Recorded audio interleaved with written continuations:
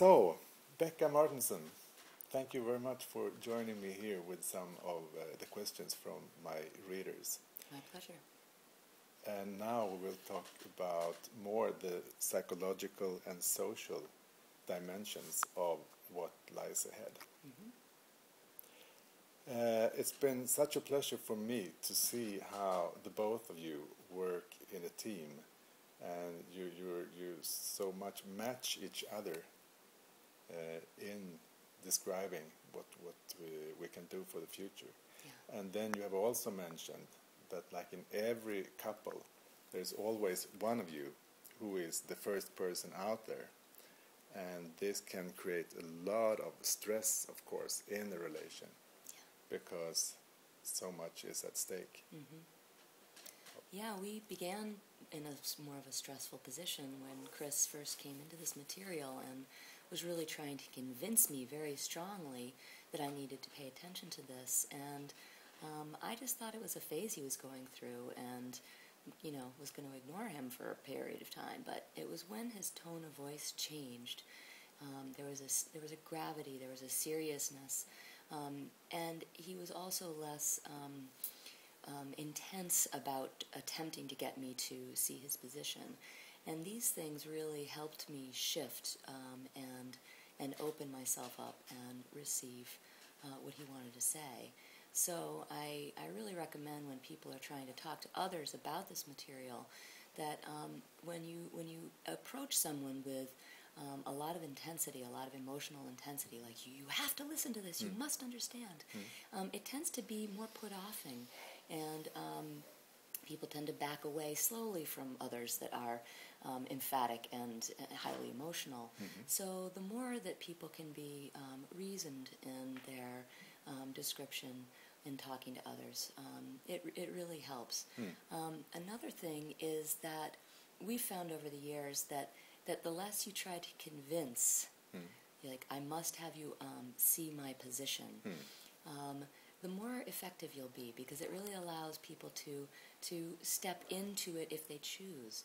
If they don't, they don't. And there's also a point where you just have to let go and say, you know what, this is just not going to go in right now. But we like the idea of planting a seed that frequently, new information that frequently brings up a lot of fear for people.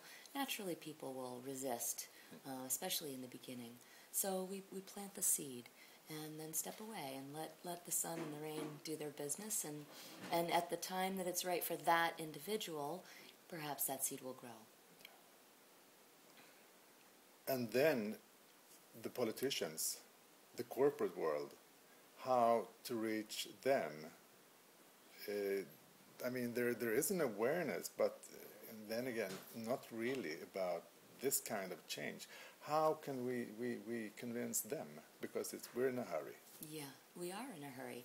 And for the politicians and the corporations, from their perspective, they really want to maintain the status quo. It's not really in their interest to espouse ideas that are outside of the norm.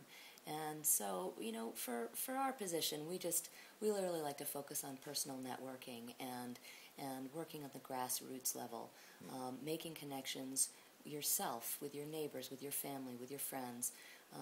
At least in the United States, political change really comes from the bottom up, and the politicians go along kicking and screaming only when the population demands it. So in order to get the population on board, let's just work on the grassroots level and do the networking. And do networking around these issues that are so tough. But in this course, we've also been dealing with what could be the positive part of a vision. Yeah, it's always scary. This brings up such dark pictures of the future, and it's very, very terrifying for people.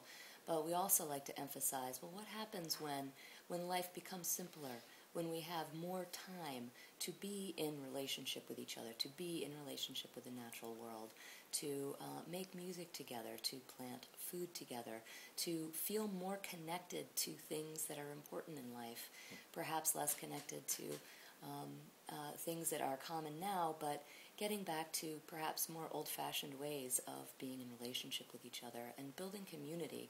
And so this is really speaking to depth of connection, depth of relationship, which I believe is nourishing for the human soul, and I think will be extremely beneficial for all of us. Thank you very much, Becca. You're welcome. It's a pleasure.